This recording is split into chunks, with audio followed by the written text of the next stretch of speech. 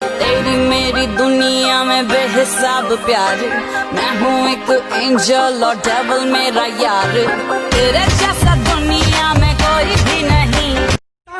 दाएं ओरे बाएं के हिले तो लागे बेटर, होय तोर दोनों इंडिकेटर, होय तोर दोनों इंडिकेटर, होय तोर दोनों इंडिकेटर, होय तोर दोनों इंडिकेटर।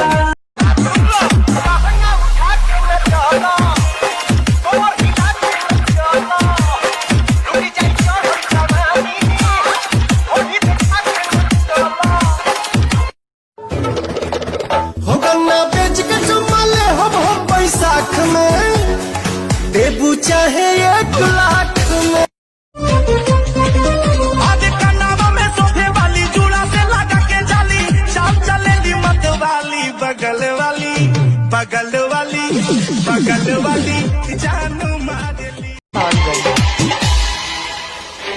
सुनो बंगाल वाली नाच तू हली हली, सुनो बंगाल वाली नाच तू हली हली, रखेलू दुकान अपन खुला। रसगुल्ला रस और सुना, आलू 10 रुपया, बैगन 20 रुपया, अरे पंडित जी के पॉकेट में मोबाइल नोकिया, पंडित जी के पॉकेट में मोबाइल नोकिया, रिंगटोन बाजेला हिलेला मछिया।